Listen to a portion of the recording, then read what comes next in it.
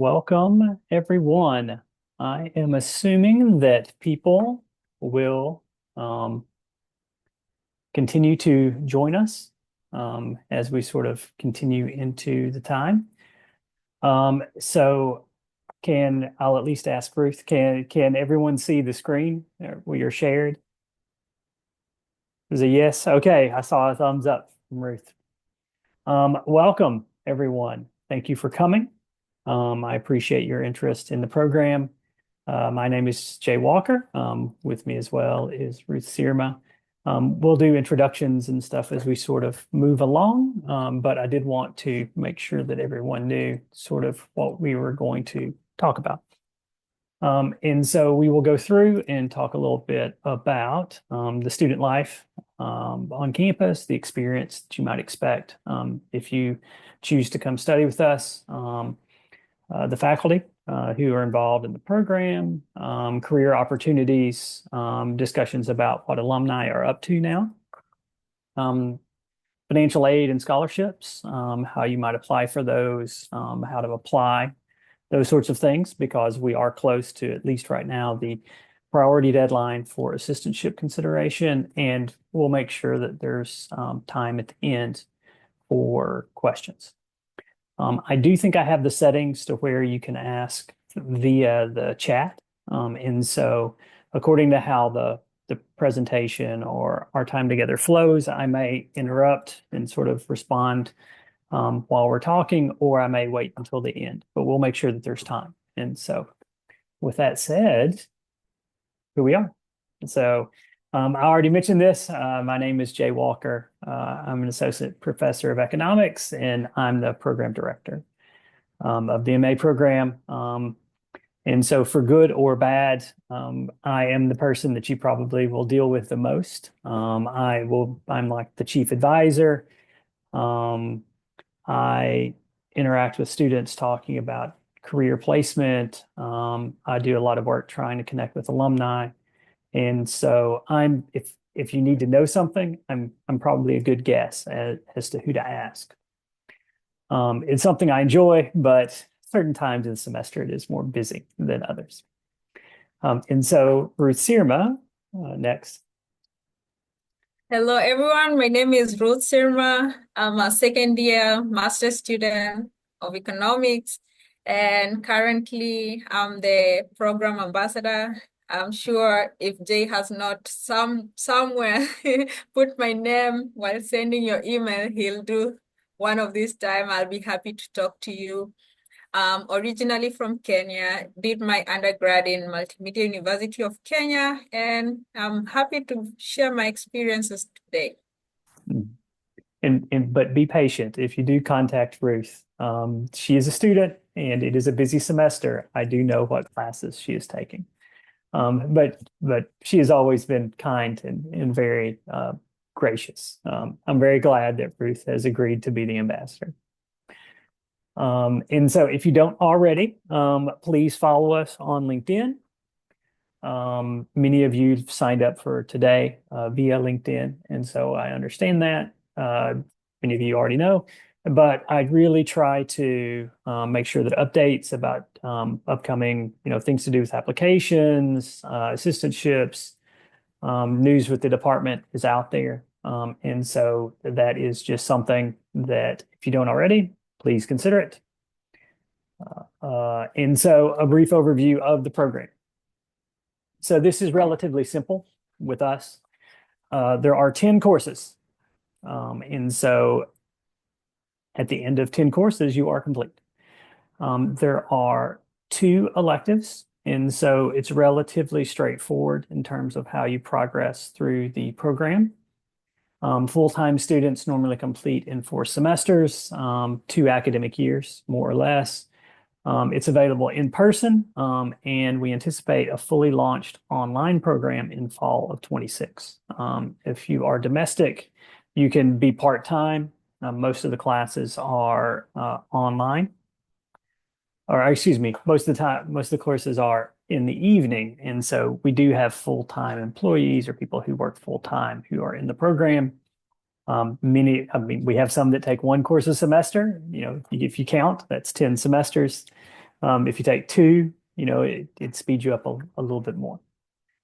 We have assistantships available for full-time students who are interested according to how many students we have graduating and how many positions come available. It's on my list for the next week is to try to figure out how many we have available to offer for the fall. We are STEM certified, which for international applicants means that instead of optional practical training, OPT, of 1 year, you have up to 3 years as an option upon graduation. And really, we have a very applied program. So we do have a couple of theory classes as the core, but the real focus is to try to get students up and running and ready to either go into industry or to continue on into PhD programs. And so let me see what is next. Adjusting to a master's program. Ruth, how was the adjustment for you? Um, it's been amazing so far. First of all, I think you already mentioned about the course load. Um, you have I'm a full-time student, and mostly international students, you have to be a full-time student. That means you're taking 3 courses each semester, and that is 9 credit hours. And yeah, some semesters are intense, some are not that intense. So you have to brace yourself for each semester. And we have very supportive professors. They are so much supportive. We have office hours that we go to and ask questions, or if you're having issues. So I've pretty had a good, wonderful experience, I would say, all through. And now I'll be graduating in In May, so in I'll be May, I know Ruth is on the job market at the moment. yeah, so that's it Um, about my academic expectation. So it might be a little bit different depending yeah, on where you're coming from. You have to write a lot of papers, not a lot, but at least a paper, do a lot of research. So which you might not have had in your undergrad. But like I said, you will have the full guidance of the professors, so you don't have to be afraid of anything. Yeah. yeah. And so that's one thing as I move to the next slide that students coming from other countries might find to be different about studying in the United States is that there's a lot more like interaction with professors than what I think sometimes exists. For me personally, I try to have things that like assignments that come due each week. And I know some countries sometimes people just have like a final exam and you spend all semester sort of going to lectures. But I think most of our faculty members, it's more interaction between faculty and students. And at least for me personally, I really view graduate students starting to look at them as colleagues, right? It's because many of you might be working on research projects with faculty. I'm sorry, I'm speaking in place of Ruth. Oh, it's okay. Yeah, like I said, this was my first time to ever be in such a diverse environment. You meet, starting from the faculty, going to your classmates, and it's pretty much amazing to get to know and meet uh, people from all over the world. And yeah, and then there are student organizations on campus depending with your interest or what you want to spend your little extra time doing to spice up a little bit of your college life. But one thing that I will point out, one of the organization, being an international student, that I found to be interesting was the Global Student Friendship. Is an organization that supports the international student uh, right from all the kind of support you might need, right from the furniture when you get here. If you're coming from a non-English speaking country, they sometimes pair you up with a partner that will help you practice your English.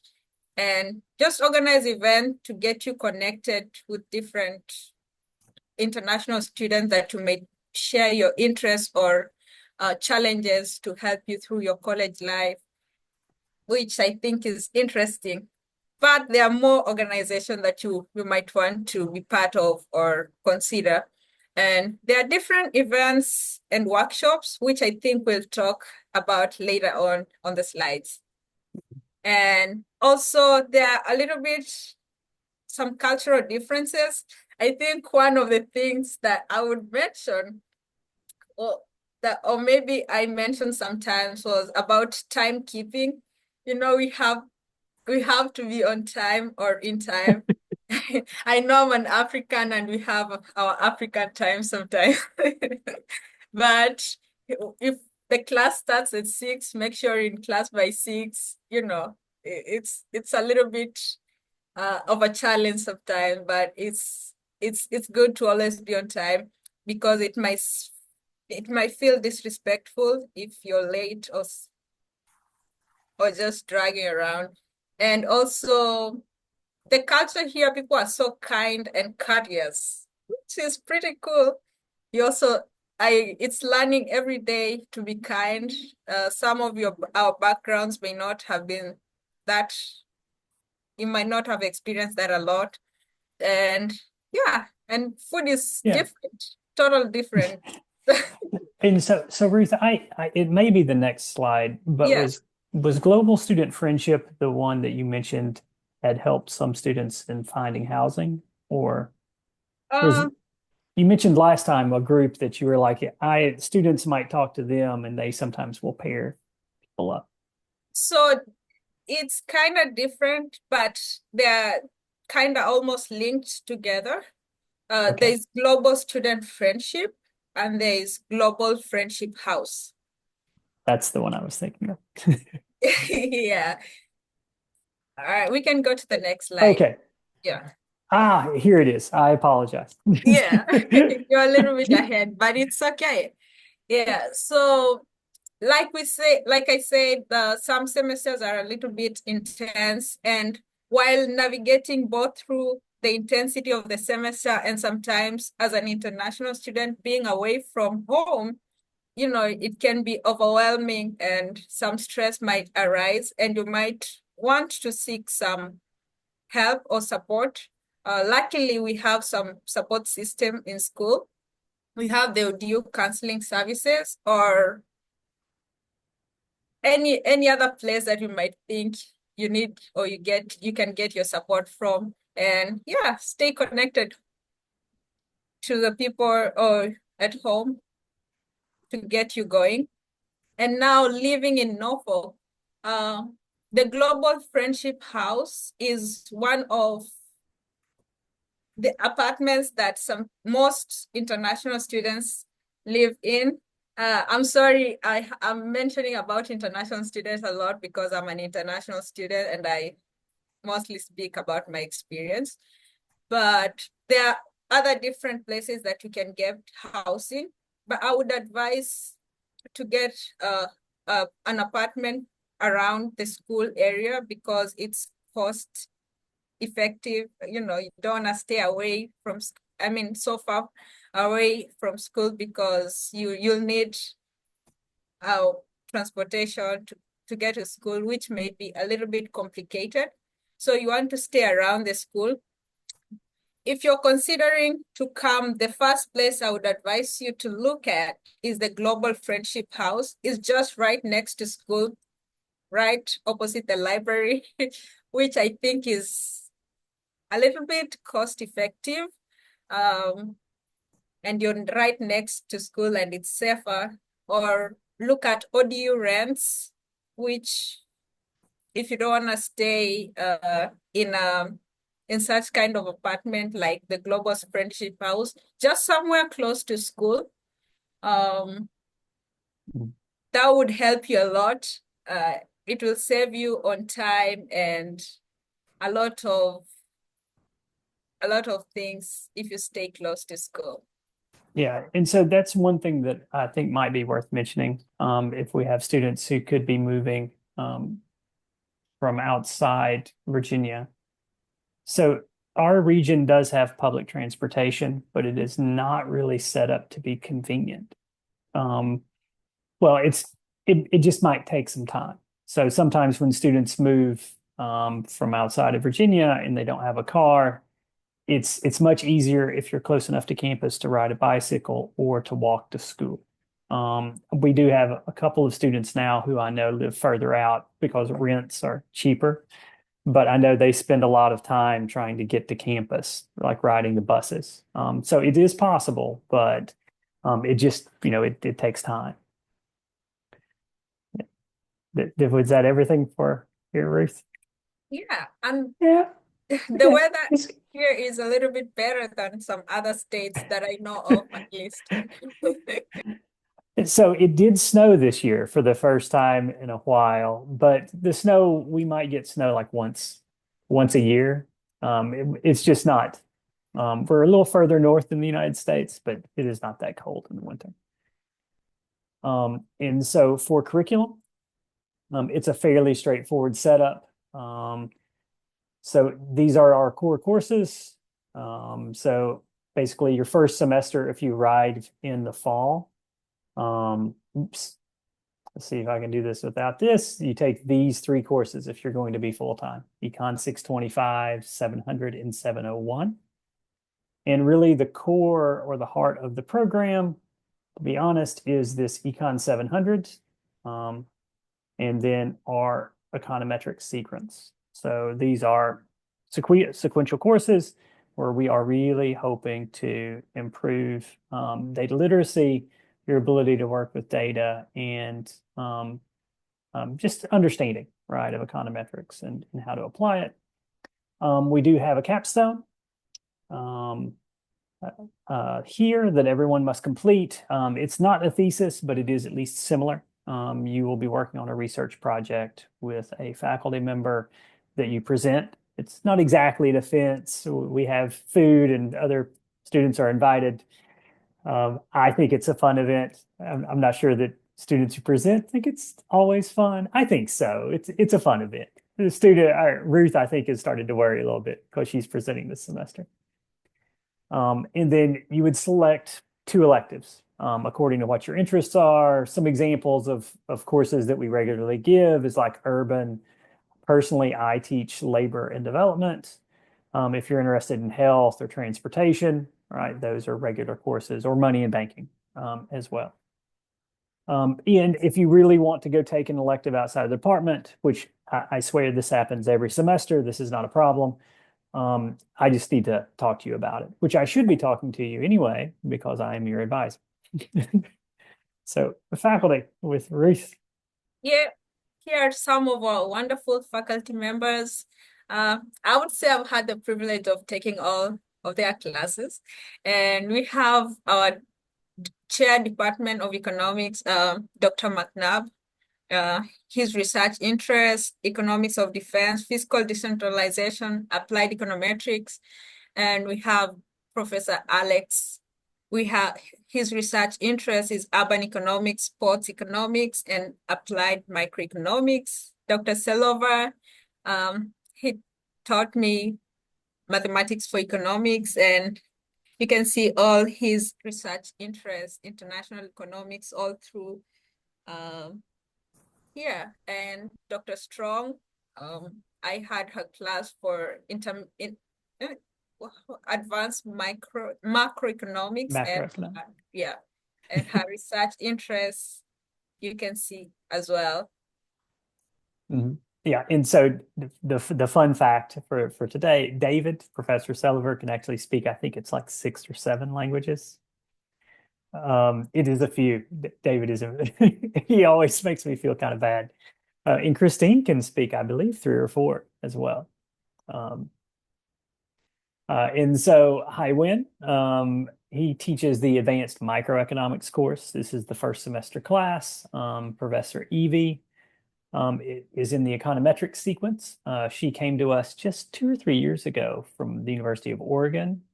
She's very proficient in R, just like Professor Cardazzi, who I believe has snuck in as a participant. He's watching us today. There's me. I do teach a couple of the electives. Occasionally, you might see me sneak into another course or two, but normally it's like labor or development. Right, these are some more of my research interests.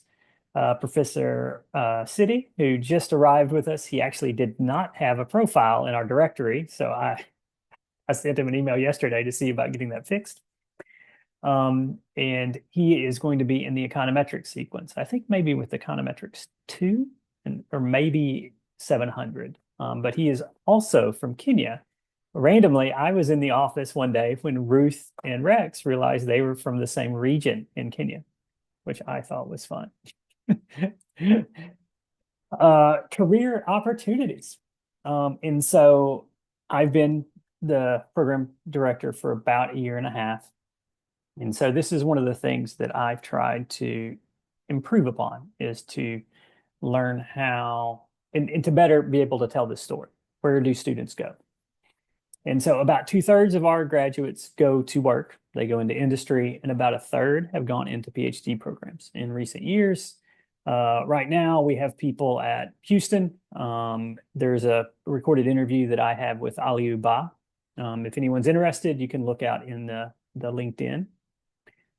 And that is recorded out there. We have a student at Howard's as well, which is just up in Washington, D.C. And we also have another student at CUNY Baruch. This is just the last 2 or 3 years, excuse me, as well as Auburn. Here in the last year or two, we've placed people in Dubai, Global Logic, that is a data analyst job. We've had people with some of the, like the government agencies. Leidos, Cushman and Wakefield, the Federal Deposit Insurance Corporation, the normal places that you might expect economic graduates to go. But if you want to look and see, for those of you who are aware, since hopefully you will be following the MA page, if you go out and look at ODU, so the university, Old Dominion University, you can look under alumni. It's a tab, and you can actually filter by what alumni studied, and you can see where alumni who studied economics, where they work. And I've used that in trying to connect with some of our prior and like students. And so for those of you who are interested, that might be something that you could look at. And so career services, I believe this is something for Ruth, as she is diligently using these, I believe, at the moment in her search. Yeah. So we're required to make or have an e-portfolio where you basically is where you showcase your work, your resume. It has all your information, which is good or for time right now for when I'm applying to jobs, some companies would ask you for your e-portfolio, and it's almost like a personal website, which is pretty interesting. And also we have career development services here on school that helps you with your resume and preparing for job interviews and career fairs that guides you through. We have an internship office as well here on campus. So if, you're looking for an internship, you can visit their office and they will guide you through and connect you. We have alumni networking events. So I remember in the beginning of the semester, we had, what was that event again, Dr. Walker? Oh, I think it was called the semester kickoff Yes, yeah. or something like that. Yeah, I semester. managed to get, I was really happy because I got some free t-shirts to give away. Yeah.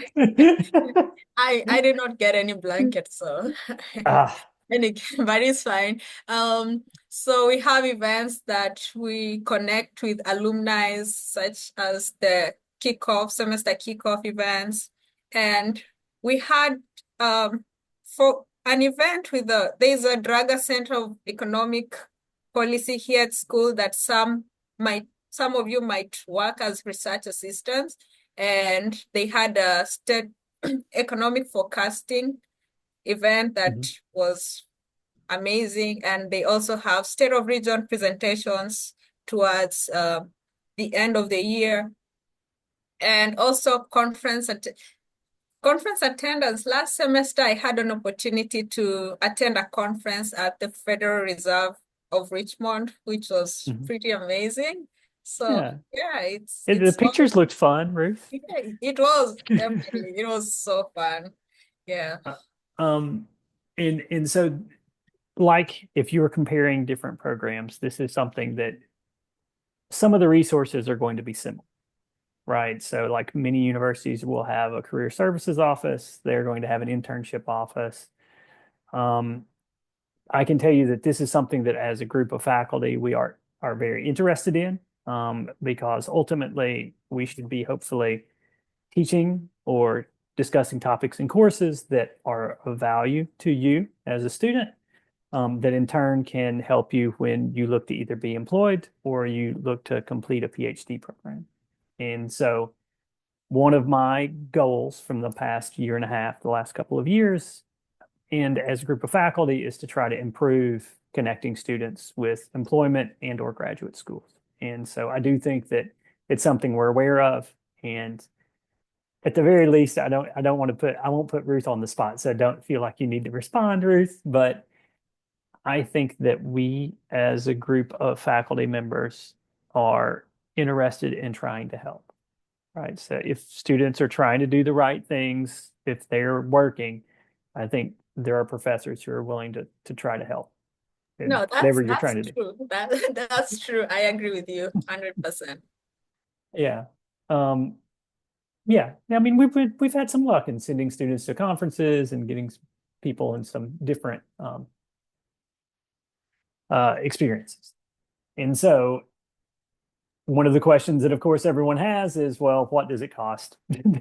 And so I think this will be between, like Ruth will talk for a little bit as an international student, and then we'll sort of jump back and forth and talk about it. Yeah, I believe this is one of the questions that I or we get a lot about the assistantships.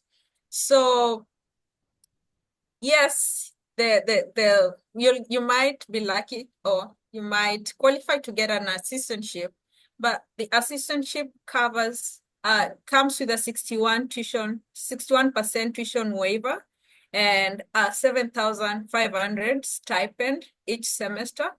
Speaking from an international student perspective, the 61% tuition waiver is basically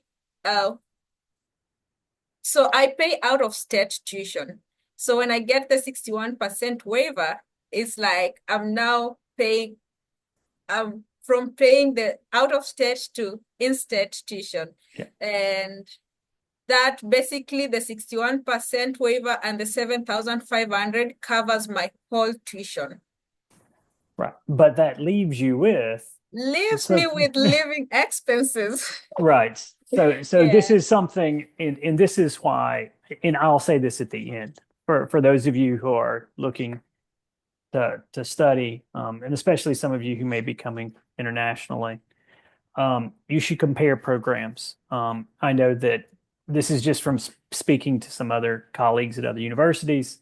Sometimes other universities can offer more money than us, and sometimes they offer less money than us if you are really dependent on an assistantship. But I believe the way I've heard Ruth say this before is that so there's $7,500 a semester, and this is enough to cover pretty much your school expenses, but there are some remaining expenses to studying, right? So this is a heavily subsidized experience. For domestic students, it would be basically the same, right? So like if you're on assistantship, it's going to cover most of the cost of attendance, but you're still going to have to live, and rent can be costly. Um, and so I'm assuming that there may be some more questions about this as we get into the question and answer part. And so for my part, and so what will happen for those of you when you apply, and so the process of applying is the next slide. Um, Financial aid and scholarships, right? And so if you're interested in assistantship, you would have to be studying full time. as a student. And we have different sources of assistantships on campus. And what will happen is um, basically, for those of you who will go through the application process, once students are accepted, then I have a welcome document that details how to apply to the different sources. And so we have students who work with the department. So we have students who are graduate assistants who help with class management for professors.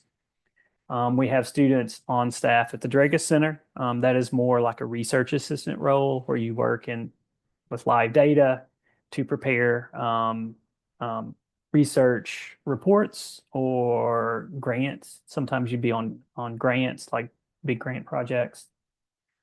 We have students who work at the Strome College of Business. And so actually, I think that we have maybe more students who work with Strome than we do within the department. Just in recent years, I've had some luck finding spots there.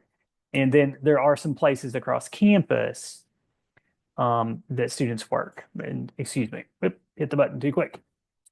Uh, and so like working with Residence Life, or like a year ago, there was an assistantship where it was for a position with one of the museums on campus, which I thought I would love personally, is to work at one of the museums. But I know ultimately it would probably be preferred for students to work with us if you're interested in assistantship support. But for those of you who funding is necessary for you to be able to study with us, my recommendation is to apply to everything.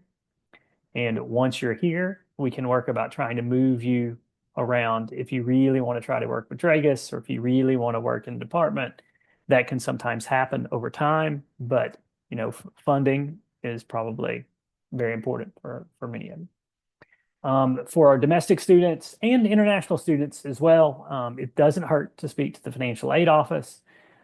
They can talk to you about potential scholarships that you might be able to apply for. For those of you who have not looked at the American Economic Association website, I'll talk about this again at the end, but this is a good source of information to compare schools, the process of application, and like the process of applying, and also about finding funding. And just an additional thing that I've heard for African students who might be coming from Africa, this website called Opportunities from Africans. This is not just tied to economics. This has information about potential grants and scholarships. I heard about this last summer. I was in the southern part of Africa, and this was recommended to me. And so I can't promise, but it seemed like a reputable site where you might be able to find information about funding. So applying.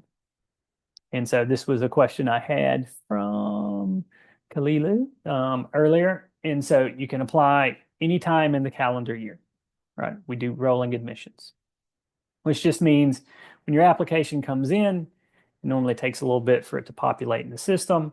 And then I work with the admissions committee, and normally within like 2 or 3 weeks, we can get a decision to a student about whether they're accepted or not. But just given how things work with getting through the visa process for international students and trying to allocate funding, priority deadlines to be considered for an assistantship, if you're coming in the fall, is March 1. And then if you're trying to arrive in the spring, you can think August 1. And so if you can get your application in and complete before those dates, if you're looking to come in the fall, that'd be March 1st. If you're looking to come in the spring, by August 1st. That's just something to think of, right? So current ODU students, direct admission is available based on what your academic record is. If you're unsure about this, maybe just send me a quick email. There are normally email announcements that come out about this, and hopefully I will have that happen sometimes this month. I was just speaking to that office in the last week or two. If you are a current undergraduate, and I believe that I have one of those students here, he was not thinking, well, there's enough names that I'm not, I think it was Kayla. There's a linked program whereby You might be able to use some of your electives as an undergraduate to take graduate level coursework, which could make it cheaper and quicker to get through the master's process. And so if any of this sounds like it might be of interest according to where you are, just check with me. And we can see, if you qualify, if this could work. So the requirements to apply. So what do you actually need? So you'll need one layer of recommendation. Average undergraduate GPA of at least 3.0 on a 4-point scale. Although some of these things, if you haven't completed this, we can sometimes give a provisional admission. So don't feel like this is like 100% has to happen, but these are the general guidelines, right? Prerequisite coursework, you should have had at least one course in calculus or / business calculus as an undergraduate, one college level statistics course, and then it would be called intermediate macroeconomics or microeconomics. You do not have to have your official transcript sent, but an unofficial transcript will work at least for the application. And for international applicants, you need to hit English proficiency if you're not in an English native country. And we have these guidelines, although if you just type in ODU English requirement, it should pop up. One thing to keep in mind, and I think Ruth laughed last time I mentioned this. So I think the Duolingo test counts for ODU now, which is cheaper than taking the TOEFL. But if you're applying to multiple schools, you may just want to see, you may have to take the TOEFL anyway. So it's just something to keep in mind. It's not too difficult to do some searches online. The GRE and the GMAT, or for us, it's normally the GRE, is waived for undergraduates who had a 3.3 GPA or higher. Again, but there are some things that we sometimes are able to do as an admissions committee, whereby provisional admission might be able to be offered. And so really, to apply, you'll need an unofficial transcript. You'll need to fill out basic information about yourself. You'll need at least one letter of recommendation. And then if you want to send any additional documents, you can send them directly to me at my email, because sometimes it doesn't force you to turn in a statement of purpose or a letter of intent. The admissions committee does kind of like them, but we don't require it. And so if some of these things you have, but it doesn't ask you to put it in, you can always contact me or email. So Ruth, did I forget anything? Yeah, it seemed No, like I I talked think for a long time. no, I think you mentioned your thing. I think you mentioned everything. Okay. One last thing that might be worth mentioning, and I know that oops, we're almost to the questions. That might be worth mentioning. If for some of you who are non-native English speakers, if you are unable to meet these English language proficiency requirements, we do have a English transition program. We've had 2 or 3 students in the past year who participated in this. And so a good question that just came in about the application fee. If you're unable to reach the full proficiency, what sometimes can happen is students can come and take one course in the program, and then you take 2 English courses the first semester. At the end of that first semester, you take your English equivalency exams again, and then you just enter into the program. It's been effective. I mean, the students who've come and participated, at least from my experience, they've all met their English equivalency. And so Chifundo has a question about the application fee. And so there is an application fee of $50 as I translate to question and answer. At least to my knowledge, and so I'm a year and a half in, I don't know a waiver code.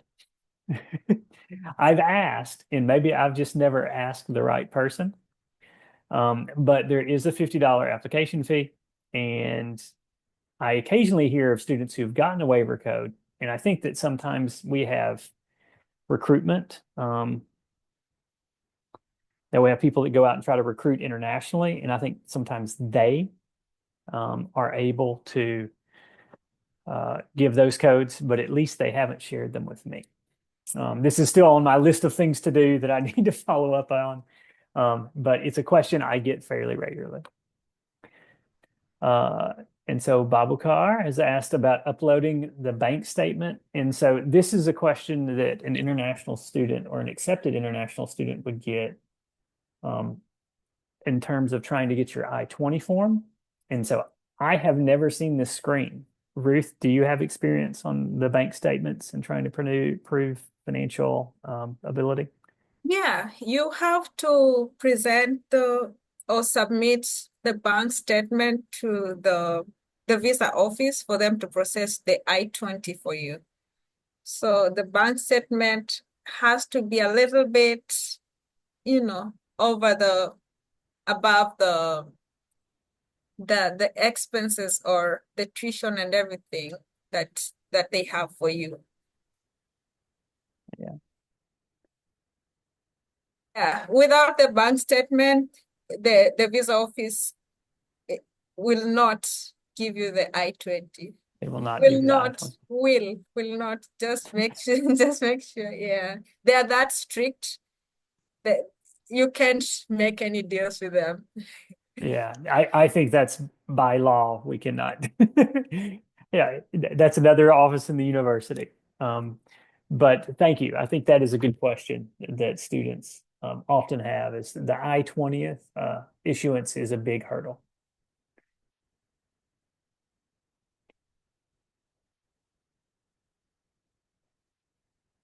Good. So we had one. Who do we send the bank statement again? And so this is, let's see if I can actually do this. So my normal answer is, oh, even better. I know what I can do. I was going to write on this, but if I can get international missions. And so can you all see my web browser? Ruth is at least nodding. So international admissions is who I would normally think to contact.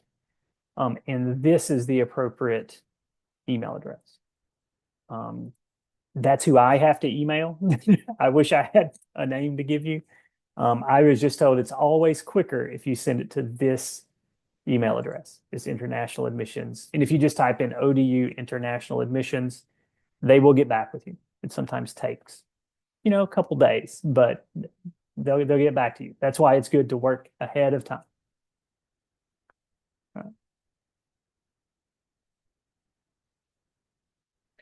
And so from Priscilla, is a statement of purpose required for admission and what should be included in it? And so a statement of purpose is not officially required. So I think officially what is required, if I go back, is the application, currency. One letter of recommendation, an unofficial transcript. If you're an international student, you have to put in English proficiency, I believe, would be the third. I believe that's correct. Ruth, do you remember any differently? No, actually, our our application process is one of I only did this application and I thought it was very easy and straightforward, Yeah. and I didn't find any trouble. Just when you got all this that they need and you put it out, you get a response as soon as possible. So it's one Yeah. of the easiest. Yeah. And so Priscilla, so at least for us, it's not required, but if you would like the admissions committee to see a statement of purpose, you can always email it to me. Or there's a grad econ at odu.edu. And I could try to tell you what might go into it or what you might consider, but a couple of internet searches would probably tell you more than me. It's just, like I want to get a master's in economics because, it talks about your background and what your goals are. Many programs require these, but ours do not. If any of you are going for a PhD, you should assume that you will probably have to complete them. Um, so we have Derek. What if a student secures an assistantship? Is there still a need for a bank statement? Yes, yes. And so to get the I-20, you still have to show financial ability. And so there will be some questions about financial ability, and so that bank statement will still be needed. And so Gloria, yes, I've submitted my application, but you have to pay the payment. Is there a way for application waivers? And so this was a question from earlier. At least from what I have seen, I do not know a waiver code. And so there may be someone on campus that can waive it. I feel weird to send you on a chase. I just personally do not have the ability to waive application fees. No, good. We got questions keep coming on. To be considered for an assistantship, when is the application submission deadline? And so if you have your application submitted and like completed by March 1, that is the priority deadline. And so occasionally if we have a position that comes open, we might consider someone after that, but it's really difficult, right? So we regularly have more applicants than what we have positions available. And so what the admissions committee does is normally we make a list like 1 to 5, 1 to 10, and then we'd have a number of positions. And then I just start going down the list, making offers. And so some students may reject us to go somewhere else if they get more money or if they cannot attend. And so it's sort of a matching process. Sometimes that goes quickly. It went quickly for the spring semester that just started. Last in fall 2024, it took me most of the summer to place people. Perry, is there any required skills or statistical software? I can tell you that at least, so for admission, no. For assistantships, no. But I can tell you that it is favorable, or we typically are more apt to choose students who not only are strong academically, but also who have had experience working with statistical software. Now, whether that be Stata, SPSS, R is the preferred software that we use. I mean, I personally use Stata, but as a department, we're moving towards R. And so it's better if you have skills in those. You can talk about that in that's where a statement of purpose, but also as part of the assistantship application, there's a question that specifically asks about, do you have experience with software packages? I have heard some other students or potential applicants talk about they had taken some Coursera courses online just so they would have here's a course that says I can use Stata, or here's a course that says I can use R to a certain level that's sort of objective rather than me just putting it into, being able to just writing it down. And so that's something that you might consider if you're trying to apply to multiple programs, is think about how can you strengthen your application. Okay, Ruth, you have a question, but it was can you send in your email address? Yeah, I have one about kindly talk about airfare and monthly stipends. So, I think airfare do vary depending on the month in which you're planning to travel, and I don't know much about airfares, but Dr. Walker, do you have any knowledge about airfare? So buying tickets earlier is generally better. Um, According to where you need to go. I mean, this sounds like something that an economist would have looked into was airline pricing. I would probably just run a couple of searches online, Yeah, and you can see between your country or your region in the United States. I know at least getting between countries in the northern hemisphere is often more expensive in the summer. Like if you're traveling to Europe or South America, well, that'd be Western Hemisphere. yeah. And they're asking about also monthly stipends. Um, I think once you get the assistantship, um, and you basically, like I talked about, the 7,500 would basic is going to cover your tuition. So you have to have like a side or more some money to cover your living expenses. So I wouldn't talk much about monthly stipends because the stipend that you get all covers the tuition. So you have to have some money on the side for your expenses.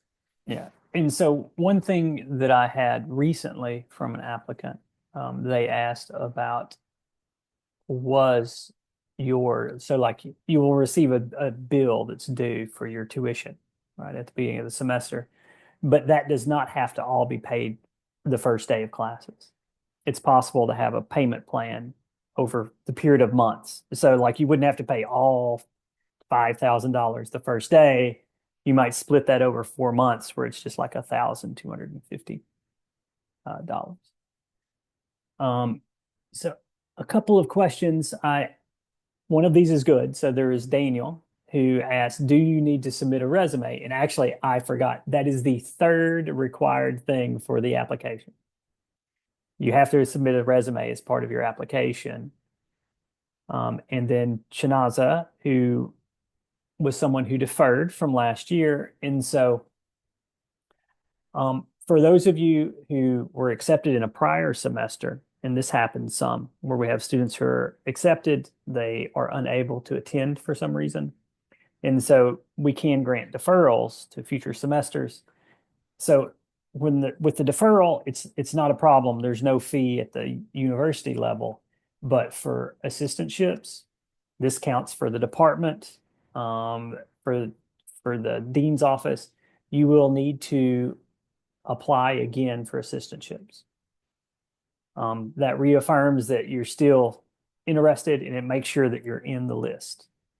And so if there are those of you who are in that situation and you do not still have the document, where it lists how to apply to assistantships, just send me a quick email and I can respond with it.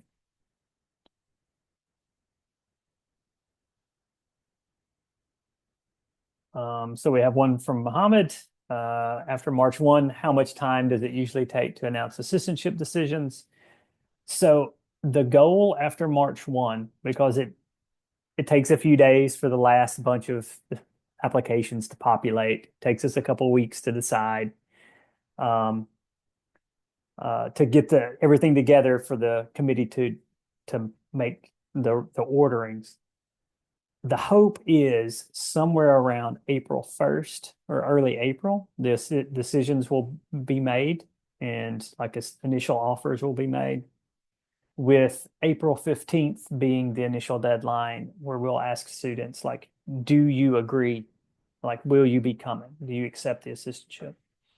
And then from that point, those first offers, when they go out, then, if Ruth was offered an assistantship and she says, I cannot come, then it would just go, the offer would go to the next student in the list. And this is where I know it's frustrating if we have international students who are looking for assistantships, because I think I made my last assistantship offer in like early August of last year.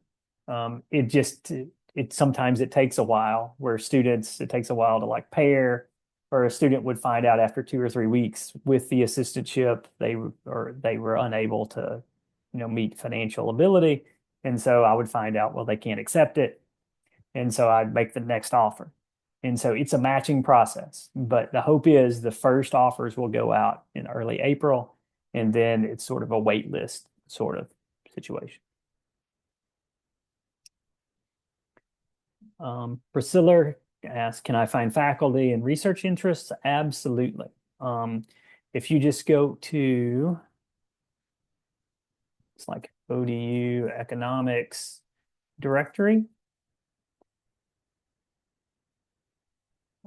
you can find a list of all of us in the department, and many of us have our websites. And so Professor Cardazzi, I know, is with us. And so here's his website. You can see who else is linked. I know I have my website. Evie has a website as well, but you can look and see. Christine, her website is there. She does central banking. She is originally from Cameroon.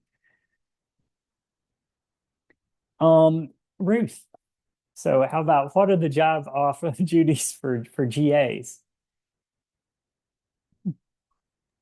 Could you come up again, please? I'm sorry? I said, could you come up again? Repeat the question.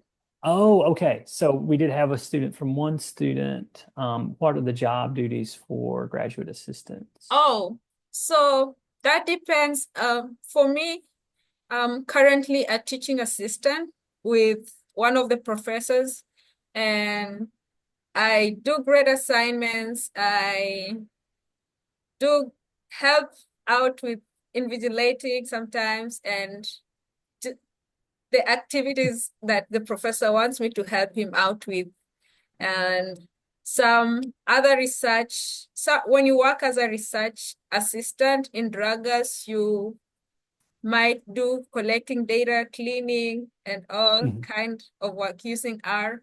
When you work as a graduate assistant in Dean's office, you help with administrative work that might be assigned to you. So you might as well look or check online when you're applying. If you've been accepted and you have the ODU email, and you can access and the Handshake app that has a lot of postings of sometimes graduate assistantships. You might look and check on some of the roles that comes with the graduate assistantship that you're applying to. And so we've got time. I have one thing I have to respond to someone.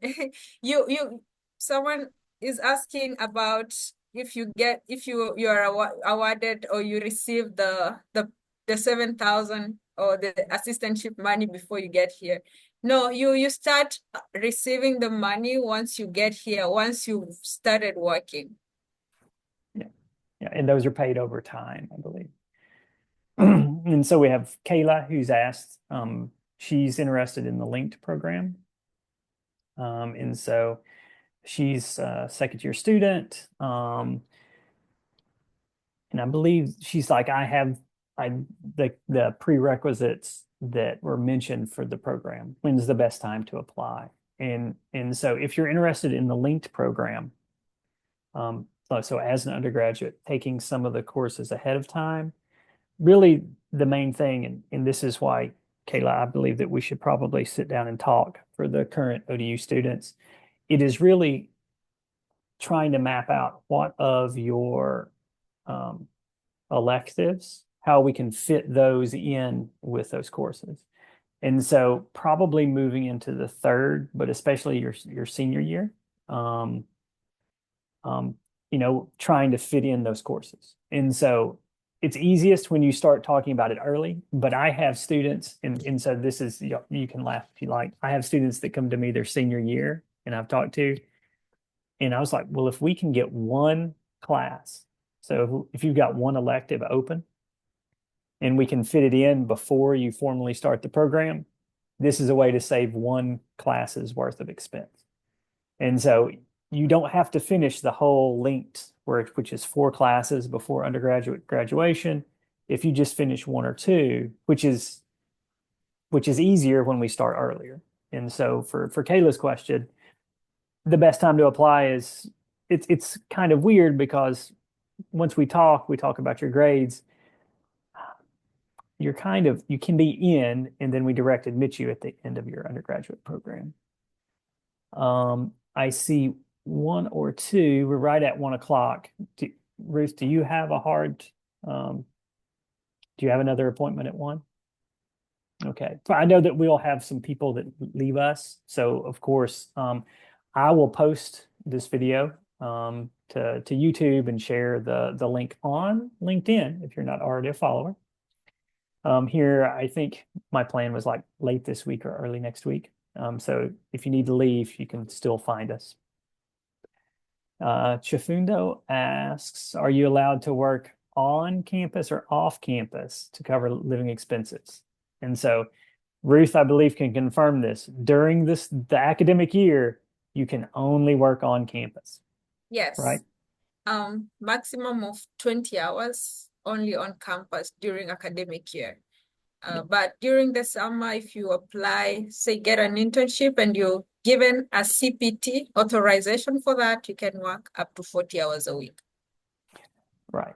And so this was the way I'd understood it, but it's good to hear Ruth confirm that during the summer, I believe you can work up to the full-time number of hours, like 40 hours. But at least during the school year, you are legally tied to campus in terms of work. Gloria has asked, is there a type of recommender that's most preferred, academic or professional? For us, I think that it's whoever you think will write you the best letter personally. If you're applying for a PhD program, I would recommend probably someone who's academic.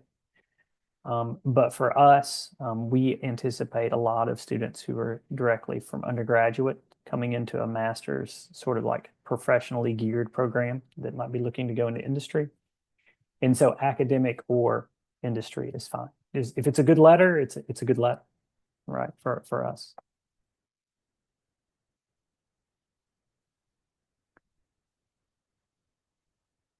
And so I've received something from Kate. She is from a foreign country where English is the medium of instruction. We have had other students from your country, from Ghana, who've had this come up. Email international admissions about the English certificate. If your undergraduate education was in English, they waive the English test result requirement. You just probably need to confirm that with the right person in international admissions. You can always include me as a carbon copy if you want me to kind of be involved, but really that is an international admissions issue. Thank you. That's a good question.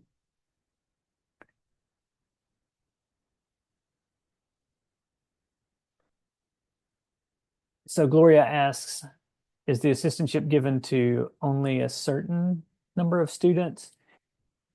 So honestly, this is weird, Gloria. So for us, the number of assistantships that we are able to offer is according to how many people are graduating. And so like Ruth is graduating, she's on an assistantship. Hopefully we'll still have that position in the fall to fill.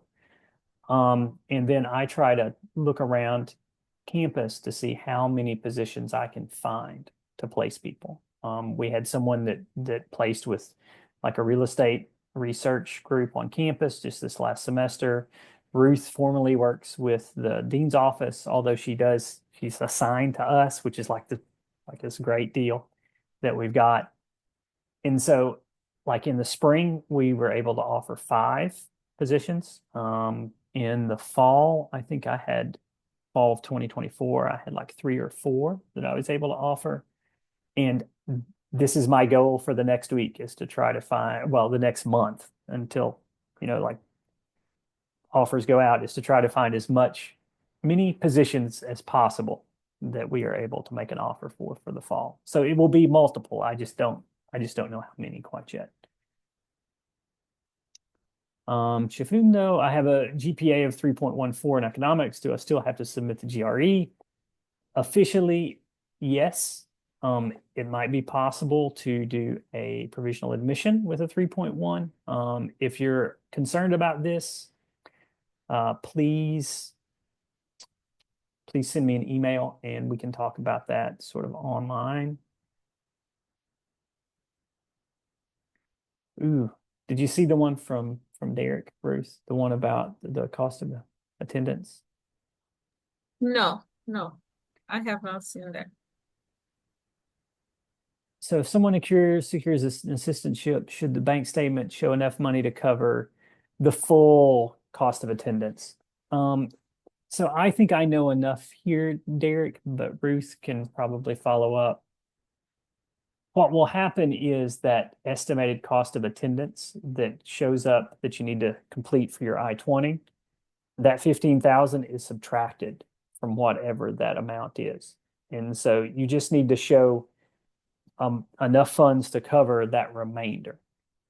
And so with an assistantship, the number goes down, but typically speaking, there still is a positive amount. And Ruth, I don't want to say this. So I personally thought that the estimate of expenses looked high, but that does not mean you have to show that you have funds to cover what is shown on that I-20 form. Is it that expensive to live in Hampton Roads? Um, Relative ex expensive. So approximately, I would say, as a standard normal student, um, I would spend like approximately like having around 1,000 a month, Okay. at least that's on the minimum side. If you find a decent place to rent and you live close by school, at least a A thousand thousand. on the minimum yeah. Yeah. And so Ruth, that's actual expenses. And so I tend to think this is it still does not mean you have to. You could get by with showing less resources to meet for the I-20. When I looked at what the estimated living expenses were that you're expected to cover, it looked like that was an expensive apartment that they were estimating Yeah, expenses yeah. for. You can probably get by cheaper, but you still have to show funds to cover the amount.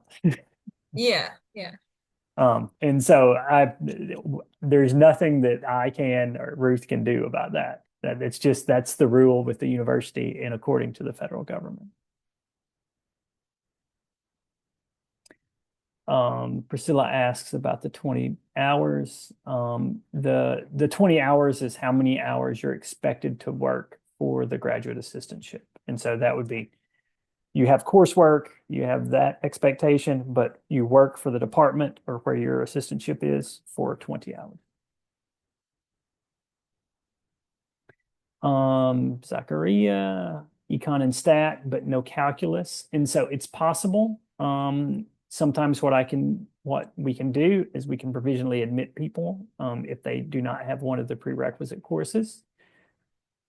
And so without the prerequisites, you might be asked to take one of those courses upon arrival, or if you could take it before you get to campus. And so that's just to make sure that you have the biggest chance of succeeding in the program. We're trying to make sure that students, when they get here, they get through with the prereqs. And so display, we have one here at the end. I'll just throw this up as we're almost finished. When is the application deadline? There is no fixed deadline, but there is a preferred deadline of March 1st, just for assistantship consideration. So we have rolling admissions. You could apply in up to August, probably August 1, more or less, to start in the fall if you're a domestic student. But for international students, and that would be a student who's not really interested or it's not necessary to have an assistantship.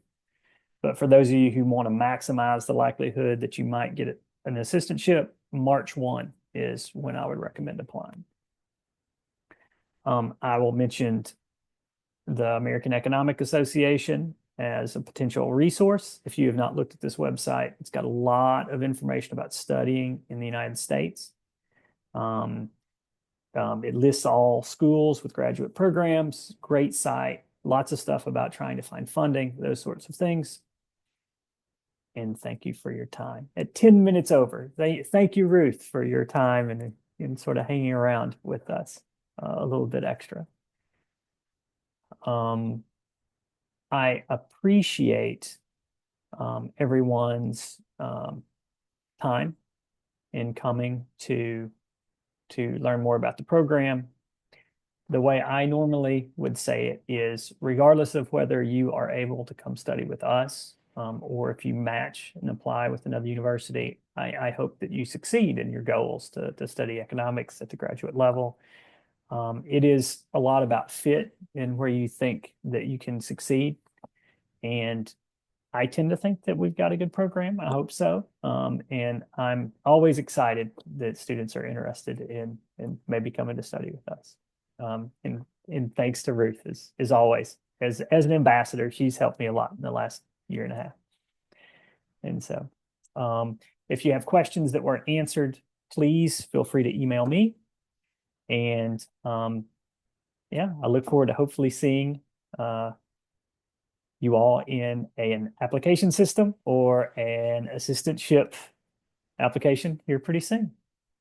And so I see some more questions coming in, so please just maybe send those to me directly on email, just because we're over and I want to be mindful of everyone's time. So have a good day, everyone. Thank you for coming.